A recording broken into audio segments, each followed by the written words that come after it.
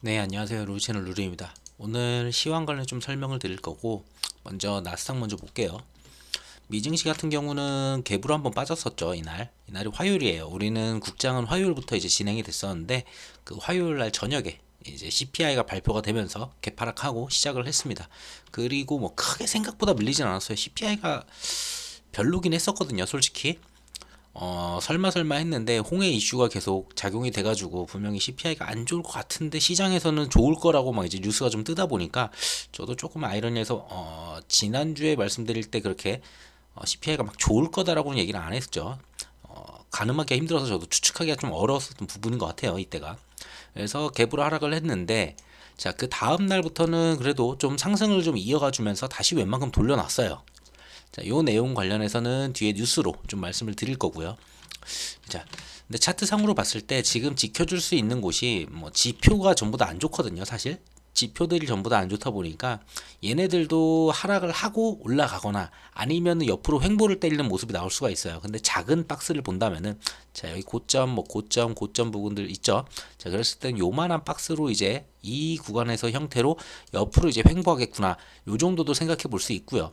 그게 아니고 시장이 조금 강하게 뭐 연준 의원들이 뭐 이제 발언이나 이런 것들이 좀 안 좋게 나온다. 뭐 그런 것들이 한두 개가 터진다.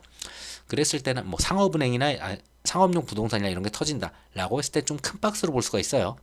여기 61선이 지금 올라오고 있죠. 61선 지금 올라오기 때문에 61선이 사실상 거의 이제 15,100포인트까지 올라와요. 그러면은 얘네가 빠진다고 했을 때 그럼 요 구간에서 움직일 가능성이 높다라고 보여져요. 그래서 요 안에서의 움직임 정도는 예상할 수 있습니다. 그러니까 눌림을 주더라도 60선은 지키겠다. 요 정도로 봐주시면 되지. 뭐 완전히 더 무너진다라고 보기는 시장이 그 정도는 아니에요. 그러니까 어느 정도 눌림을 받을 수 있는 위치라고 계속 말씀드리는 게, 자, 예전에 코로나 때 가장 높이 고가로 상승을 했었던 구간이 여기죠. 16,200포인트인데 이번에 16,000포인트를 잠시 넘긴 했어요. 그러다 보니까 위치상으로 충분히 여기서는 매도의 그 유혹이 올 수밖에 없는 구간이거든요. 어떻게 보면은. 그래서 눌림을 어느 정도 주고 갈 수는 있다.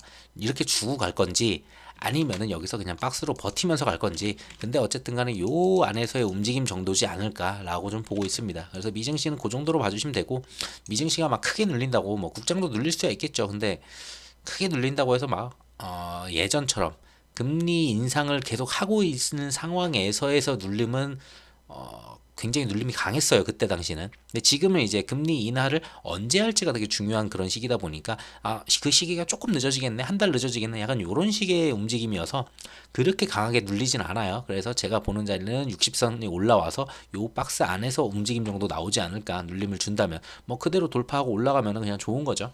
그렇게 봐주시면 좋을 것 같고, 자, 국장으로 돌아와서 보면은 국장은 지난주에도 말씀드렸지만 결국은 돌파해야 되는 곳이 어디냐라고 하면은 여기죠.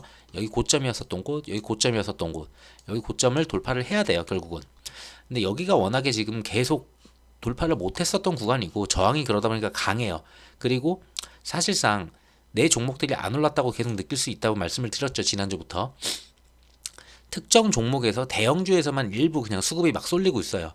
이게 조금 리스키한 게 그 대형 종목에 들어간 외국인 지분이 원래 많았던 종목들에 외국인들이 그걸로 끌어올리죠. 그러면서 지수가 그렇게 올렸기 때문에 만약에 그쪽에서 문제가 생겨서 얘네들이 조금만 던진다라고 하면은 지수는 강하게 내려갈 거예요. 우리 지수는 지금 뭐 미국도 나스닥도 비슷하긴 해요. 사실상 빅세븐으로 끌어올렸다고 보면 되는 거고, 국장 같은 경우에는 금융주랑 지주랑 그리고 뭐 현대차, 기아차 이런 자동차 쪽으로 지금 끌어올렸다, 지수를. 그리고 뭐 그 전에 여기서 이제 앞전에서 막 이제 끌어올렸을 때, 예전에 이렇게 끌어올렸을 때는 이제 삼전 하이닉스 이런 애들로 끌어올렸었죠.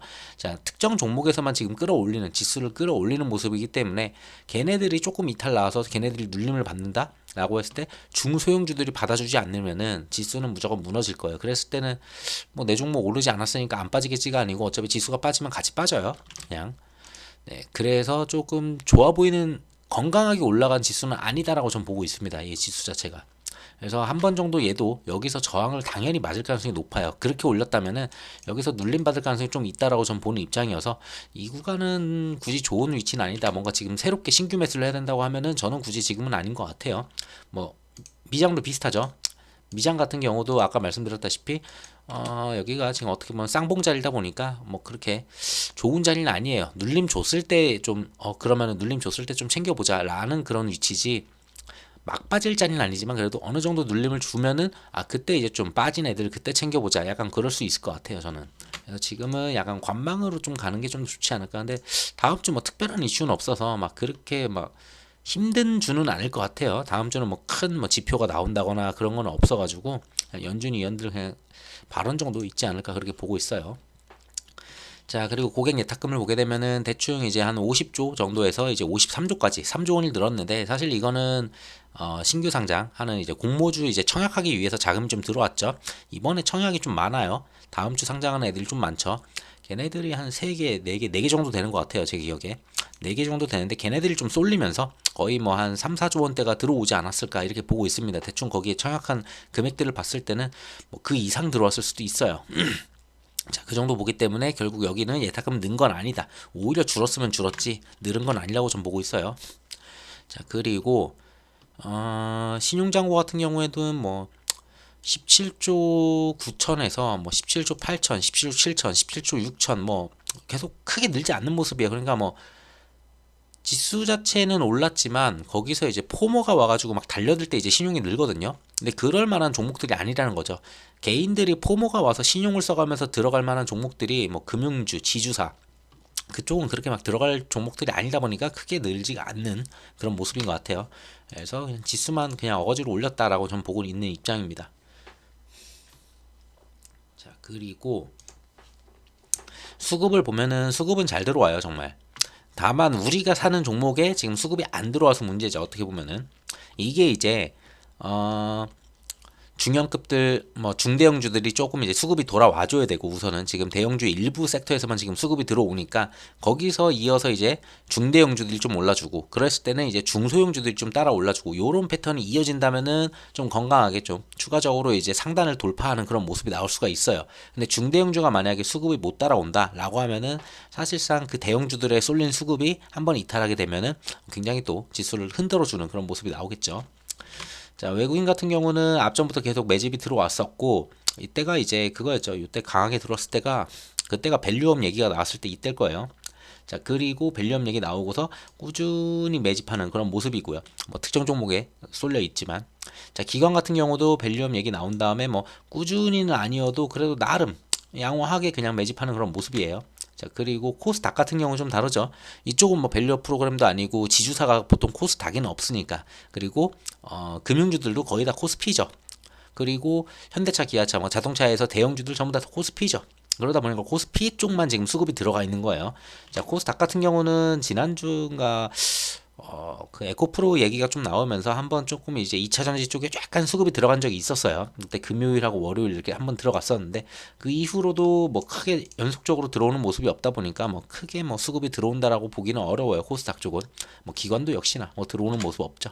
자, 선물 봤을 때는 선물 같은 경우는 이제 대형주 선물들이 분명히 들어갔을 거고, 그래서 꾸준하게 이런 식으로 계속 들어가주는 모습들, 외국인들은 잘 들어오고, 자, 기관들은 계속 이탈하는 모습이에요. 그러니까 외국인은 종목이 뭐가 됐으니까 어쨌든 간에 선물도 들어왔고 이번에 현물도 들어왔다. 계속 그 이어지는 추세는 동일했다. 다만 이 섹터가 한정적이어서 전체 시장에 이게 흐름이 돌아가지 않았다. 그래서 정상적으로 돌아가려면은 여기에 이어서 대형주가 아닌 중대형주들도 수급을 좀 받아가는 그런 모습들이 좀 나와야 될 것 같아요. 저 PBR 이런 쪽 말고도. 그랬을 때는 조금 얘기가 달라져요. 그랬을 때는 국장에서도 분명히 강하게 여기를 갖다가 돌파할 수 있는 시그널이 될 수가 있는데, 중대형주 없이 이걸 갖다가 대형주 일부 종목으로만 더 끌어올린다 그랬을 때는 언제든지 이거는 수직낙할 수 있는 그런 구간이라고 보여져요. 그래서 이게 돌파가 됐다라고 해서 막 와 이거 좋네라고 하기는 좀 그렇거든요. 제가 봤을 때는, 제 입장에서는 그냥 관망하는 게 그래서 좋다고 봅니다. 걔네들이 한번 지금까지 들어간 일부 종목의 수급이 강하게 들어간 곳에서 좀 빠져준다라고 했을 때 지수가 눌린다. 그럴 때 이제 좀 아랫단에 있는 종목들 챙겨볼 수 있겠죠. 그래서 굳이 지금은 달려들 시장은 아닌 것 같아요. 제가 봤을 때 뉴스를 보고 지표를 봐도 막 그렇게 좋은 건 없다고 계속 1월달 지표가 계속 안 좋다고 계속 말씀드렸죠. 한 3, 4주 전부터. 굳이 달려들 이유가 있나 저는 그렇게 봅니다. 자, 지난주에 있었던 내용을 보게 되면은 자, 우선 CPI가 나왔죠. CPI 같은 경우에 좀 안 좋게 나왔어요. 그러다 보니까 나스닥이 좀 강하게 빠졌는데, 그럼 이거 강하게 빠진 것도 아니에요. 그나마 CPI가 동일하게 나왔어요. 전월 대비 동일하게 꾸준히 빠지다가 다행히 반등은 안 나오고 옆으로 그냥 횡포 치듯이 동일한 숫자가 나왔어요. 여기 수치가 나오나? 보게 되면은 CPI가 자, 그러니까 원래 추정치가 2.9%였거든요. 2.9%였는데 3.1%가 나왔어요. 이게 전월에도 이제 전년 동기 대비했을 때 3.1%가 나왔어요. 그러니까 쭉 빠지다가 옆으로 한번 친 거죠, 그냥. 자, 이러한 부분들이 나왔던 거는 분명히 홍해 이슈도 있고 그리고 여러 가지가 있어요. 뭐 교통비, 의료비, 주거비 이런 부분에서 이제 상승폭이 컸어요. 주거비가 많이 올랐다는 거는 여기 렌트료가 빠지지 않는다는 거예요. 그냥 전부 다 이제 뭐 렌트료로 이제 던져주는 거죠. 힘든 걸로 갖다가. 그러다 보니까 주거비가 계속 올라가는 그런 모습들이 보였고, 어쨌든 그래서 CPI가 좀 안 좋은 모습이 나오면서 좀 갭으로 한번 눌러주는 모습이었어요. 근데 이 CPI가 나온 다음에 좀 연준 위원들이 조금 발언들이 나왔는데, 자, CPI는 그렇게 중요하지 않다. PC가 오히려 더 중요하다. 자, 인플레 2%로 가는 경로에 지금 진입하는 중이다. 그러니까 전혀 문제가 없다. 이거는 한 번 정도 그냥 쉬어가는 거다. 라고 이런 식으로 좀 진화를 하는 그런 모습이었어요. 그러니까 이번 한 달에 그 CPI로 인플레 추세를 갖다가 판단하면 안 된다. 라고 얘기를 하면서 조금 시장이 막 더 빠지려는 거를 잡아주는 약간 그런 모습이었거든요. 자, 그런 모습들이 나오면서 자, 그렇게 좀 움직였었고, 자, 잠시만요. 네, 그래서 그 정도 내용들이 있었던 것 같아요. 그러면서 이제 시장이 더 눌리지 않도록 이제 좀 지탱해주는 그런 모습들이 좀 나왔어요. 자, 그리고 그 이후에 나왔던 거는 CPI 충격이 있었죠. 그 다음에 이제 연준 위원들도 저런 식으로 발언을 했었고, 근데 엔비디아 위주로, 그리고 그때 코인이 좀 갑자기 좀 강하게 좀 올라가면서 코인베이스들이 좀 강하게 올라가고, 뭐 실적도 좋았죠. 자, 그런 부분들이 나오면서 시총이 큰 애들이 또다시 잡아주면서 끌어올리는 모습이 나왔어요. 그러면서 또다시 반등하는 그런 모습이 나왔습니다. 그래서 미증시 정말 강하구나, 약간 이런 모습을 좀 볼 수 있었는데, 그 이후에 또 하나 충격이 또 왔죠. 소매 판매 부진이었어요. 자, 소매 판매가 부진한다는 거는 이제 사람들이 쓸 돈이 없구나, 약간 이거 침체로 가는 거 아니야, 이런 또 해석이 나올 수는 있어요. 자, 근데 그렇게 나쁘지 않다고 저는 보는 게, 이 지난주에도 말씀드렸지만 소매 판매는 안 좋게 나올 거라고 말씀을 드렸죠. 이게 안 좋게 나오는 게 오히려 좋아요. 그 전달만 생각하더라도 그 전달에는 너무 높이 나와가지고 문제였었거든요. 너무 낮게 나온 게 아니고 전달 대비했을 때 그 정도로 나왔기 때문에 지금 정상화가 되는 과정이다, 이렇게 보면 돼요, 그냥. 그래서 소매 판매는 오히려 좀 내려오는 게 당연히 좋은 거다라고 봤습니다. 그러다 보니까 소매 판매 부진 속에서 이게 사상 최고가 아니고 얘네가 부진했기 때문에 그냥 양호하게 원위치 왔네라고 하니까 시장은 시장대로 그냥 다시 또 올라가는 그런 모습을 보였던 거예요. 그래서 특별하게 이쪽에서는 나쁘지 않았다고 저는 봐요. 뭐 뉴스에서는 뭐 이게 부진했다고 하면서 막 침체 아니야 또 이런 얘기 하려고 하는 것 같은데, 그렇진 않아요. 제가 봤을 때는 전혀 문제 없어 보이고 이쪽은. 자, 그래서 어쨌든 간에 또다시 사상 최고치를 갖다가 찍어주면서, 그때 이제 테슬라가 또 이제 괜찮은 모습을 좀 보여줬었고, 그때 또 이제 메타 애들 좀 쉬어갔었던, 메타가 좀 쉬었죠, 며칠 동안. 그랬던 애가 또 메타가 또다시 튀어나오면서 메타가 또 끌어주면서 시장을 돌아가면서 7개가 계속 끌어올리고 있어요. 자, 어쨌든 간에 잘 올라왔죠, 얘네들은. 자, 그리고 또 하나 뒤에 또 나온 게 PPI가 나왔어요. PPI 반등은 뭐 당연해요. 왜냐하면 CPI가 저렇게 나오면은 PPI는 당연히 반등이 나올 거예요. 그러면은 당연히 생산자 물가지수가 올라간다는 거는 당연히 또다시 물건의 가격이 올라간다는 거고, 그거는 인플레이션을 다시 또 올려줄 수 있겠죠. 자, 그래서 시장은 또다시 하락하는 모습이 나왔어요. 결국은 금요일날은 좀 밀렸거든요. 금요일날 좀 밀리면서 마감을 했는데, 지표들이 다 좋았던 게 아니에요. 보면은 소매 판매 그냥 예상했던 만큼 나왔고, 자, CPI도 이번에 사실상 안 좋았잖아요. 그냥 좋다 안 좋다만 봤을 때 CPI도 안 좋았어요. 그 전에 있었던 데이터들 다 안 좋았어요. 막 봤을 때 고용부터 모든 게 다 안 좋게 계속 나오던 애가 CPI도 안 좋게 나왔으니까 사실상 지수는 빠지는 게 맞아요. 근데 금리 인하가 시기가 조금 늦어진 것 뿐이야 라고 이제 계속 해석을 하니까 더 이상 시장이 빠지지 않는 그런 모습인 거죠.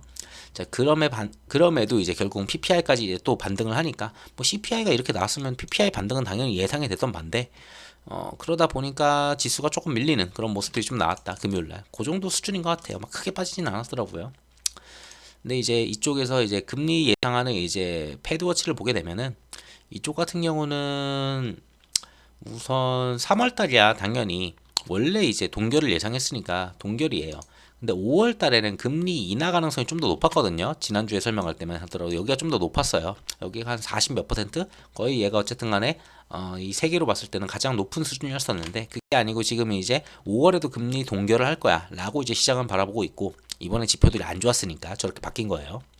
자, 그리고 6월 돼서야 이제 금리 인하를 할 거야. 0.25%를 금리 인하를 시작을 할 거야. 라고 이제 시장은 조금 바뀐 것 같아요. 자, 여기서 지표가 더 안 좋게 나온다? 그럼 이거 더 밀려요. 뒤로 더 밀릴 수 있어요. 막 7월에 할 거야 라고 바뀔 수도 있습니다. 그거는 분명히. 자, 그 정도는 봐줘야 되는데 언제까지 밀릴 거냐라고 하더라도 저는 어차피 대선이 이제 있기 때문에 바이든도 카드를 써야 돼요. 카드를 써야 되기 때문에 아무리 늦더라도 하반기에는 무조건 금리 인하는 진행이 될 거라고 봅니다. 그래서 크게 이때부터 시작을 해서 세 번을 때릴지, 요때부터 시작을 해가지고 세 번을 때릴지, 그건 몰라요. 근데 시작 시점만 조금 달라졌다라고 시장은 지금 반응하는 것 같아요. 지금 전체적인 움직임이나 뭐 뉴스나 여러 가지 봤을 때는 그 정도로 이해하시면 될 것 같아요. 그래서 미증시가 잘 버텼다. CPI도 안 좋고 뭐 이것저것 안 좋았고 PPI도 안 좋았는데 시장이 버틸 수 있었던 거는 어차피 금리 인하 하니까 이렇게 보는 거예요. 시장은. 자, 그리고 다음 주에 그래서 좀 뭘 봐야 되나 좀 봤을 때 이번 주죠. 자, 이번 주 같은 경우는 주 초반에는 별게 없어요. 주 초반 같은 경우는 특별하게 뭐 별게 없고 뭐 일본도 없고 중국도 없고 수요일까지 뭐 아무것도 없죠. 그리고 미국 같은 경우에는 월요일 날 휴장이고요. 또 그래서 좀 조용조용하게 좀 지나갈 것 같고 수요일 날 같은 경우는 좀 볼만한 게 자, 3개월물, 6개월물, 그리고 1년물 단기 채권이어서 그렇게 중요하진 않아요. 입찰 잘 될 것 같아요. 여기는 크게 문제 될 만큼의 지금 채권 움직임이 아니니까 여기서는 문제는 없을 것 같고 또 보면은 모기지 금리도 뭐 별반 상관없고 뭐 보스틱 있는데 얘는 이제 어차피 중도니까 약간 중립 쪽이다 보니까 뭐 강하게 그렇게 내용 나올 만한 것도 없어요. 그래서 수요일까지도 별게 없어 보이고요. 자, 목요일 날부터 있죠. 보험원 이제 연설 있고 그 다음에 자, 회의록이 있는데 이번 CPI도 그랬었고 회의록이면은 지난번 FOMC를 생각해 보면은 지난번 FOMC가 좋진 않았죠. 그렇게 발언들이 그렇다 보면은 여기서 안 좋은 내용들이 또 한번 끄집어 나올 수도 있겠다라는 그 정도 예상 정도는 할 수 있어요. 근데 막 시장을 갖다 박살낼 정도의 내용은 아닐 거예요. 어느 정도 눌림 줄 수 있을 정도의 내용은 나올 수 있다. 목요일 날은. 자, 그 정도 보고 있고요.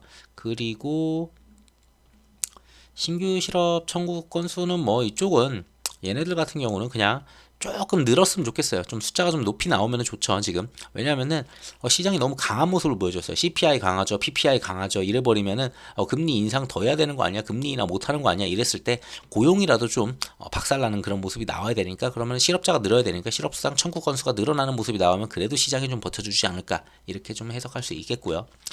그리고 제조업 관리자 지수는 뭐 당연히 50은 넘어야 되겠죠. 50 이상에서 놀되 지난번에 나왔었던 50.7보다 낮은 가격. 그러면 50.1 정도 나와주면 이건 양호할 것 같아요.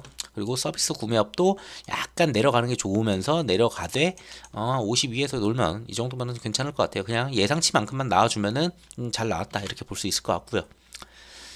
그리고 쭉 보면은 뭐 원유 재고 이런 원유 재고도 좀 중요하긴 하죠. 이제 유가가 좀 많이 올라와가지고 좀 이따 유가도 설명을 드릴 건데 유가도 최근에 설명 안 드렸었는데 좀 많이 꾸역꾸역 올라왔어요. 진짜 다시. 그리고 이번 주에는 연준 위원들의 연설이 많아요. 위에서도 몇 개 있었는데 자, 여기도 연설이 있고 쭉 보면은 여기서도 연설이 있고 여기서 연설이 있고 자, 요 정도죠. 그래서 연설이 좀 많다. 이 정도 봐주시면 될 것 같고 20년물은 다음 주에 있나 보네요. 채권 20년물 제가 아까 봤었던 게 있는데 그건 다음 주에 있나 보네요. 그 정도 하고 그냥 끝날 것 같아요. 뭐 그렇게 크게 막 엄청나게 막 강하게 뭐가 막 터질 만한 그런 건 별로 없거든요. 그래서 이번 주는 그냥 연준 위원들의 발언들이 좀 중요하고 시장에서 막 그리고 실적도 거의 다 나온 상태다 보니까 뭐 크게 움직일 그런 것들은 없는 것 같아요. 그래서 어쩌면은 눌림이 나올 수도 있는 한 주가 될 수도 있고 그냥 옆으로 행보치는 한 주가 될 수도 있고 와 진짜 이거 빅테크 7명에서 이걸 끌어올려 하면서 말도 안 되게 끌어올린 다음에 진짜 꼭기까지 찍고서 내려오는 한 주가 될 수도 있겠죠. 왜냐하면 그 다음 주에 조금 안 좋을 수가 있어요. 29일 날 이번 주가 지난 다음에 29일 날 이때 이제 PCE가 나오거든요. PCE가 발표가 되는데 PCE는 CPI랑 약간 다르긴 하지만 어느 정도 CPI를 따라가요. 어느 정도 따라가는데 근데 PCE는 여기에 그나마 기대할 수 있는 건 소비 부분이 좀 많이 포함이 돼요. 그러다 보니까 CPI랑 동일하게 안 좋을 수는 없어요. 안 좋긴 하겠죠. 안 좋긴 한데 안 좋긴 하지만 소비가 이번에 가라앉았잖아요. 소비가 둔화가 됐잖아요. 그 둔화된 게 여기선 오히려 좋게 나와요. PCE에는. 그러다 보니까 CPI보다 조금 괜찮은 식으로 PCE가 나올 수도 있다. 그러면 여기서 또다시 시장이 막 와 하고 환호하면서 달려갈 수도 있겠죠. 근데 그 정도로 강하게는 안 나올 것 같고 제가 봤을 때는 엄청 좋게는 안 나오고 그냥 적당히 유지하는 수준 나오지 않을까 그렇게 좀 예상하고 있어요. 그 소비가 좀 줄은 걸 때문에 조금 PC가 그래도 조금 버텨주지 않았을까 이렇게 좀 보고 있습니다. 자, 미국 쪽 얘기는 이 정도고, 이스라엘은 뭐 휴전을 하니 많이 하다가 또 안 한다고 했다가 또 한다고 했다가 이랬었는데, 결국은 뭐 계속 전쟁 중이라는 게 중요한 내용이죠. 자, 이스라엘 뭐 가자지구에서 가자지구 중부에다가 맹폭을 해가지고 최소한 40명이 또 사망을 하는 이런 내용들이 있고요. 자, 그리고 카타르 총리가 이제 중재를 하는 그런 역할이거든요. 카타르가 지금 중재하고 있는 그런 역할인데, 최근 며칠간 가자지구 협상하는 이 내용들의 양상이 지금 좋지 않다. 그러니까 협상이 좀 어려워 보인다. 이거는 원래 지난주인가 지난주만 하더라도 6주짜리는 거의 합의가 다 됐고, 이제 이스라엘이 이제 오케이만 하면 되는 약간 요런 수준이었었거든요. 근데 그런 내용들이 조금 사라졌죠. 자, 그렇게 됐고, 자, 그리고 바이든 같은 경우는 여기다가 얘기를 하는 게 하마스랑 일시 휴전을 해야 된다라고 얘기를 하고는 있어요. 근데 거기에다가 EU도, 미국에다가 EU까지 전부 다 이스라엘 라파는 공격을 갖다가 하면 안 된다. 여기는 진짜 마지막 가장 남단이죠. 하마스의 가장 남단이어서 굉장히 피난민들이 많은 곳이어서 여기 공격은 절대 안 된다라고 얘기를 하고 있고, 그리고 휴전도 좀 해야 된다. 미국은 얘기를 했는데, 자, 미국은 지금 가자지구 뭐 휴전을 갖다가 얘기를 하면서 이스라엘한테 지금 무기를 제공하겠다, 긴급으로 하겠다라고 하는데 지금 말도 안 되는 거죠. 그러니까 라파 공격 준비 시점에 정밀 폭격 등 수백억 규모를 갖다가 전부 다 이제 무기를 제공을 하겠다라고 하는데, 조건도 없습니다. 그냥 조건도 없고 그냥 무기 지원한다고 해요. 자, 그러니까 당연히 이상하죠. 휴전을 하라고 하는데 분쟁에다가 기름을 부으면서 진화하는 거. 그러니까 결국은 하마스를 마지막에는 결론만 보게 되면은 하마스를 없애야 된다는 게 결국은 머릿속에 있는 거예요. 그게 기본적으로 깔려 있는 상태에서 그냥 이것저것 봤을 때 인질이나 뭔가 해외 사람들 뭐 정치적인 이런 거 봤을 때는 휴전해야 된다고 그냥 말은 하는 것 같은데, 그냥 그 정도 수준이니까 계속 전쟁을 이어가는 이스라엘인 것 같습니다. 그래서 이게 휴전을 하더라도, 진짜 만약에 하더라도 굉장히 짧은 기간, 짧게 좀 가지 않을까, 짧게 갈 것 같고, 뭐 중장기 막 1년, 2년 막 이런 식으로 휴전을 할 가능성은 거의 없어 보여요. 그래서 휴전을 한다 하더라도 크게 이슈가 될 것 같지 않고, 결국은 하마스를 박살내는 거가 이제 마지막이다. 이렇게까지는 봐야 될 것 같습니다. 그래서 결국은 전쟁이 쉽게 끝나거나 이쪽에서 뭔가 내용이 좋은 내용이 나올 것 같진 않아요. 그랬을 때는 홍해 이슈는 계속될 거예요. 예멘 후티 반군이 예전에 한번 얘기했었던 게 있었는데, 이스라엘 쪽에서 분명히 전쟁이 마무리가 돼야지 휴전을 하거나 중지를 해야지 우리도 그만할 거다라는 얘기를 했었어요. 얘네들이 지난주 같은 그 뉴스 한번 보여드렸었는데, 그런 식으로 얘기를 했기 때문에, 자, 그러면서 계속해서 홍해 쪽을 갖다가 유조선을 공격하고 있습니다. 결국은 유조선 공격하고 선박들 공격하면은 물류비 당연히 올라가죠. 그쪽으로 통행해서 가야 되는데 아프리카 지나가지고 한 바퀴 뺑 돌아가니까 물류비가 엄청 상승을 해요. 그러면서 이제 유조선들도 더 크게 왔다 갔다 하게 되면은 유류비가, 이쪽에서 기름이 안 난다 하더라도, 당장 여기에서 안 나고 다른 곳에서 나지만 여기서 안 난다 하더라도 어쨌든 간에 물류비 상승으로 유류비 같은 경우도 당연히 조금씩 올라갈 수 있겠죠. 유가도 올라갈 수 있고. 자, 그런 부분에서 지금 인플레 우려는 계속되고 있어요. 인플레 우려가 계속된다는 거는 PPI도 오르고 CPI도 더 오를 수도 있다. 이거를 계속 생각은 해봐야 돼요. 그래서 이게 좀 끝나야 되는데, 2월달 것도 지금 얘네들이 2월이 거의 이제 좀 있으면 막바지로 들어가는데, 지금 2주 남았죠. 2주 남았는데, 요 안에 뭐 전쟁이 끝나지 않는다면은 제가 봤을 때 2월달 CPI도 좋을 수는 없어요. 똑같이 가면 똑같이 갔지. 이렇게 내려왔다고 얘기했잖아. 그 다음에 전달이랑 동일했다고 얘기했잖아요. 진짜 양호하게 나와봐야 동일하게 또 한 번 나오는 거예요. 이렇게. 자, 이런 식으로밖에 나오는 게 아니에요. 자, 이랬을 때는 오히려 반등 나올 수도 있어요. 반등 나오면은 시장이 이제 드디어 최악이다라고 하면서 금리 인상 더 하는 거 아니야? 하면서 좀 안 좋을 수가 있거든요. 이게 좀 어느 정도 그래도 계속 인플레를 끌어올리는 모습들이 있다 보니까 이쪽에서는 좀 뭔가 좀 해결이 좀 돼야 될 것 같아요. 자, 홍해 사태 여파로 이유행 해상 수출 물류비 같은 경우에 한 달 동안에 지금 한 72%가 올랐어요. 결국 이거는 전부 다 물건 가격에 다 포함이 될 거고, 그게 물건 가격이 올라가면은 당연히 PPI도 올라가고 CPI도 올라가고 사람들이 소비도 올라가고, 그러면서 그 CPI가 올라가고 소매 판매 같은 경우에는 이제 오히려 줄겠죠. 또 살 수 있는 그 여력들이 더 줄어드니까 뭐 그런 거죠. 좋지 않은 모습이죠. 자, 그래서 요거 그냥 이런 이슈가 있다라고 좀 알아두시면 될 것 같고, 우크라이나 쪽은 뭔 일이 있나 그냥 간단하게만 설명드리려고 그냥 뉴스 가져왔어요. 최근 뉴스. 여전히 전쟁 중이고요. 동부 요충지인 아우디, 이유카에서 이제 철수를 했다. 약간 밀리는 모습인 것 같아요. 푸시 밀리는 모습이고 거기에 대고서 이제 바이든 같은 경우는 우크라이나 지원 예산을 갖다 촉구해야 된다. 지금 하원에서 이게 안 풀리고 있는데 하원에서 이제 트럼프가 이제 좀 강하게 얘기를 하다 보니까 안 풀리고 있어요. 예산이. 그리고 예산을 이미 다 썼대요. 우크라이나에 줄 돈을 이미 다 써가지고 더 쓸 수는 없다라고 하고 있는데 바이든은 뭐 더 지원해야 된다고 하지만 이거는 그냥 말뿐인 것 같고요. 제가 봤을 때 별로 얘도 지원하고 싶은 생각 없어 보여요. 딱 하는 거 보면은. 자, 어쨌든 그래서 돈이 없다 보니까 포탄도 없고 그러다 보니까 조금 밀리는 모습이고 러시아는 지금 북한제 미사일 같은 걸로 지금 공격하는 것 같더라고요. 뭐 그런 모습들이 어쨌든 간에 전쟁 계속 되고 있는데 우크라이나 이쪽 나토나 이런 애들도 별로 도와주지도 않고 네가 알아서 해라 약간 이런 모습이죠. 이제 우크라이나에 대해서는 거의 사람들이 기억이 잊혀가는 약간 그런 모습인 것 같아요. 뭐 이 정도만 설명드릴게요. 얘는. 자, 그리고 미 대선은 계속 보고는 계셔야 돼요. 트럼프가 될지 뭐 바이든이 될지 모르지만 그리고 바이든 같은 경우는 중도에 낙마할 가능성이 있어요. 뭐 이제 하차할 수도 있겠죠. 자, 유권자의 48%예요.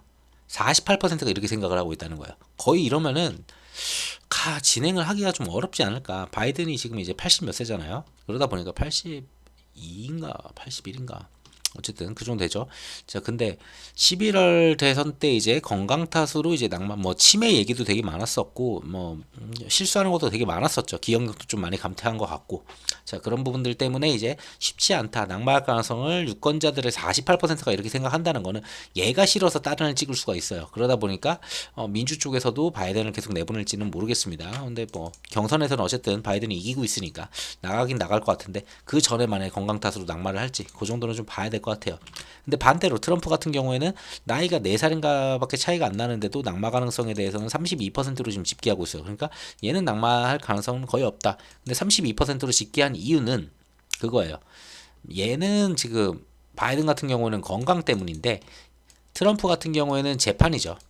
그 여러 가지 지금 재판들이 되게 많이 줄지어 있는데 그 재판을 지금 어쨌든 간에 계속 연기를 하려고 해요. 트럼프는 다 연기시킨 다음에 어쨌든 간에 대선 나갔다가 그 다음에 이제 어떻게든 뭘 바꿔가지고 이 재판들을 다 없애버리는 약간 그걸 지금 짜고 있는데 그 판을.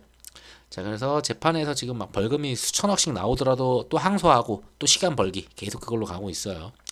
그렇게 간다면은 낙마하지 않고 어쨌든 간에 그 재판을 연기해서 간다면은 사실상 어쩌면은 바이든보다 트럼프가 될 가능성이 더 높기는 해요. 지금 현 상태로 이렇게만 간다면은. 근데 뭐 그거는 중간중간 좀 봐야 되겠죠.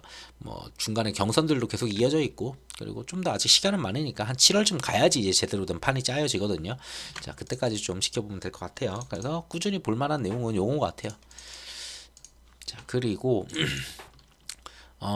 미국 같은 경우에 이슈가 있었죠. 이게 지난주인가 제가 지지난주에 한번 말씀드렸던 내용인데 뭐 크게 말씀 안 드렸어요. 내용은 대충 설명을 드렸고 자, 그러다 보니까 금리 인하 가능성이 있기는 해요. 이게 만약에 차를 터지면은 금리 인하가 나올 수가 있어요.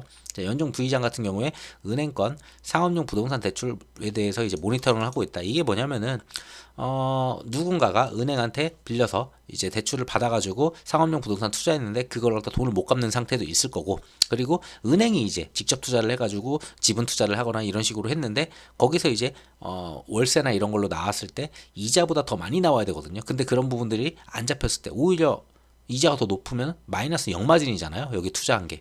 자, 그랬을 때는 은행 같은 경우에는 충당금을 쌓아야 돼요. 충당금. 언제 어떻게 손실이 나올지 모르니까 얘네들 손실이 만약에 갑자기 한 5천억이에요. 그러면은 5천억을 손실 본 건 아니잖아요. 매도 친 것도 아니고 아무것도 아니니까. 근데 언제든지 망가질 수가 있으니까 충당금은 5천억을 미리 준비해 놔야 돼요. 뭐 은행 거기다가 현금으로 보유를 하고 있다. 우리는 이만큼 쌓고 있다. 그래서 얘네가 박살 나더라도 은행은 안전하다. 약간 이런 식으로 이제 충당금을 쌓아 놓는 건데, 자, 근데 이게 계속 안 좋게 되면은 사실상 이게 안 좋은 이유는 딱 하나예요. 상업용 부동산에서 금리보다 지금 마진이 안 좋아서 그래요. 그러니까 금리가 예를 들어서 지금 5%에 지금 이제 차입을 해가지고 이제 상업용 부동산 투자를 했는데 월세 수입이 지금 4%밖에 안 나오는 거예요. 그러니까 매달 그냥 1%씩 역마진을 맞고 있는 거죠.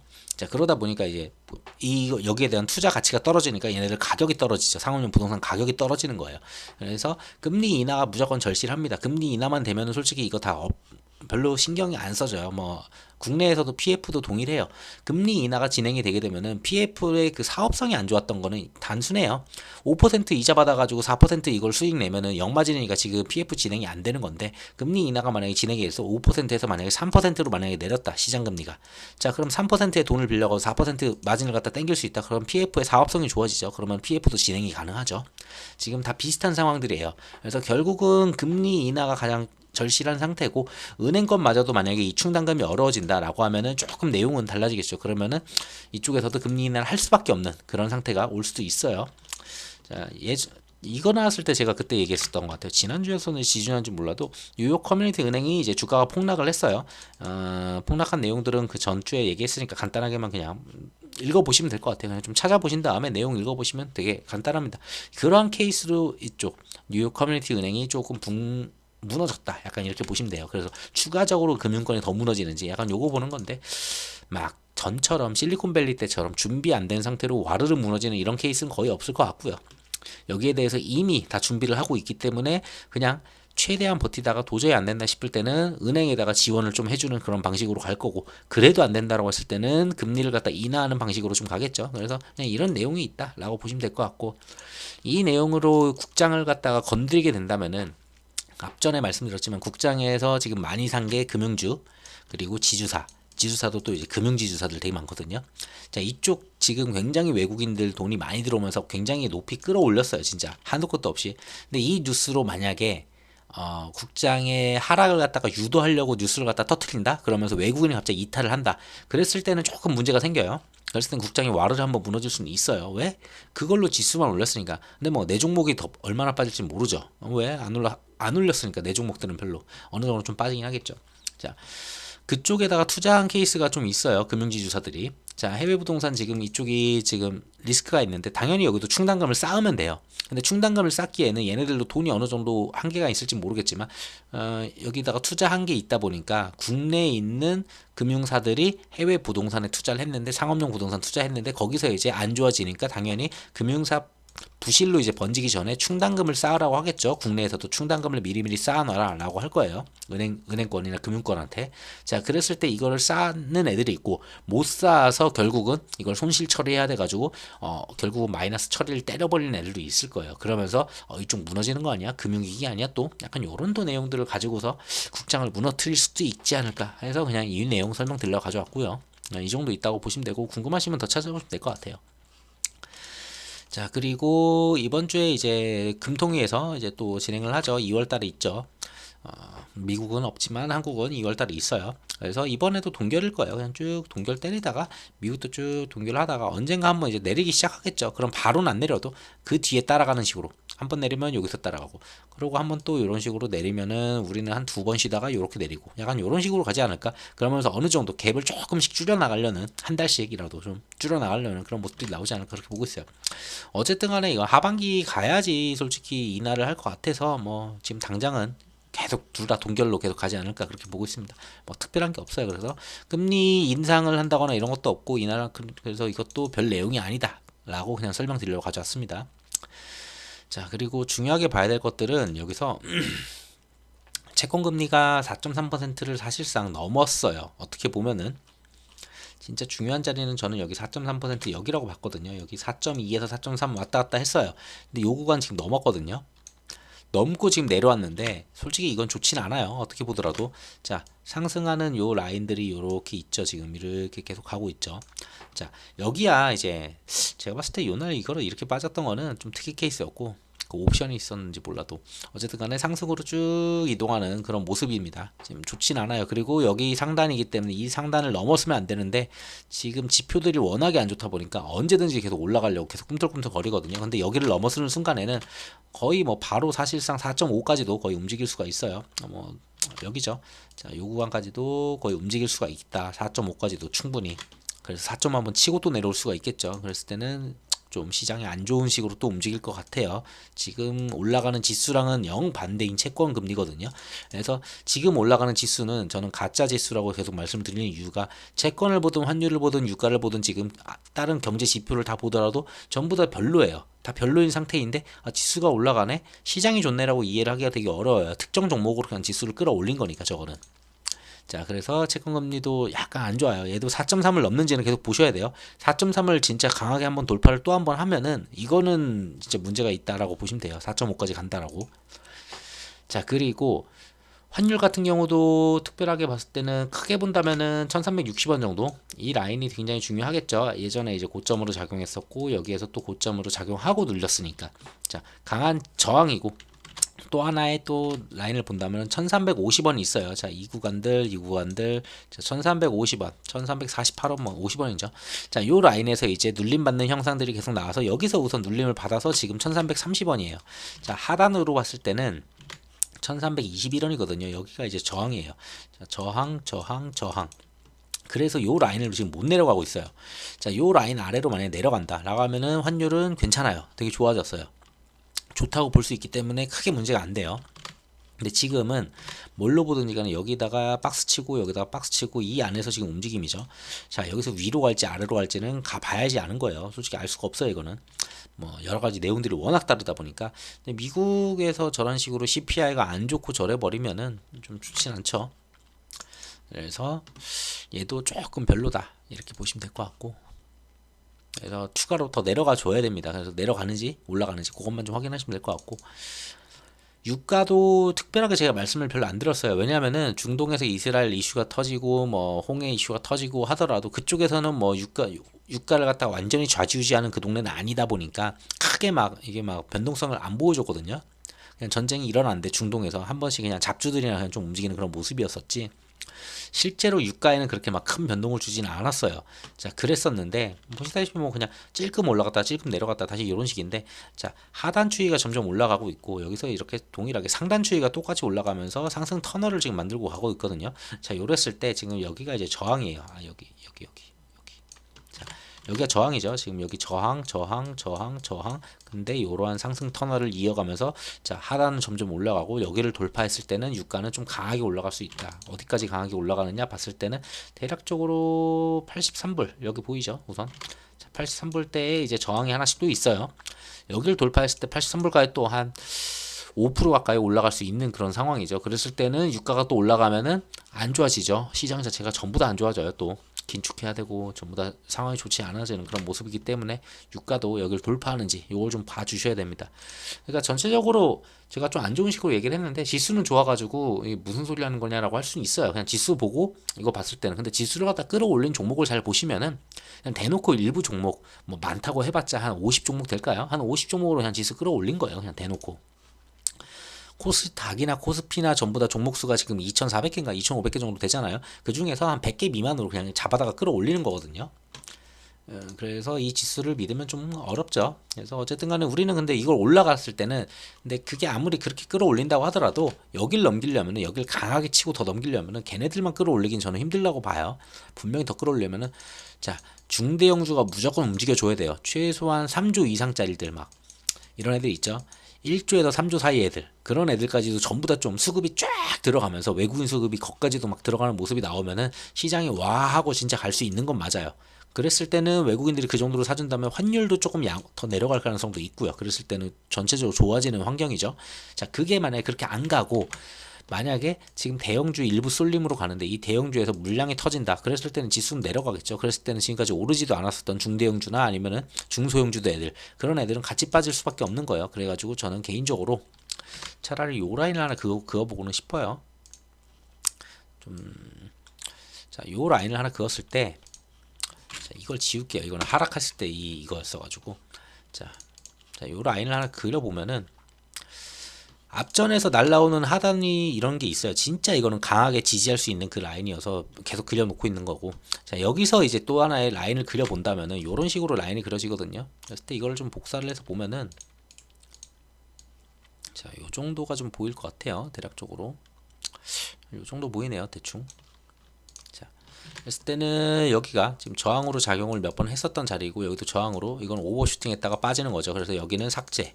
자, 그랬을 때는 여기도 지금 저항으로 잡혀 있고, 자, 하단은 여기서 지지, 저항, 다시 또 저항, 또 다시 저항이었었는데 그걸 돌파. 그 다음에 눌렸을 때 지지, 요 라인이 계속 지지했죠. 또 다시 올라갔어요. 근데 최근에 더 올라간다고 해봤자 제가 봤을 때는 여기거든요. 여기 진짜 여기를 갖다 반짝하고 내려올 수는 있을 거예요. 자, 이러한 라인들 또 나올 수가 있기 때문에 그래서 조심하자라고 계속 말씀드리는 거예요. 근데 반대로 여기까지 올렸는데 중대형 수급이 좋고 외국인 이탈이 없다. 외국인들이 수급이 더 강하게 들어온다. 진짜 정신 나간 애들처럼. 그러면은 저는 충분히 중대형도 수급이 들어오면서 충분히 더 추가 상승할 수 있다고 봐요. 그래서 장중에 이런 데 움직임 나왔을 때는 분명히 수급, 선물, 그리고 선물 같은 경우에도 전부 다 실시간으로 볼 수 있거든요. 현물도 그렇고 시간대별로 분 단위로 계속 볼 수 있으니까 그거 보시면서 아, 얘네가 진짜구나 가짜구나 그거 판단하고 그때 이제 좀 결정하시면 될 것 같아요. 매수 매도는. 자, 오늘은 요 정도 말씀드리고 영상 마무리하도록 할게요. 다음 주도 좀 투자 잘 되셨으면 좋겠습니다. 감사합니다.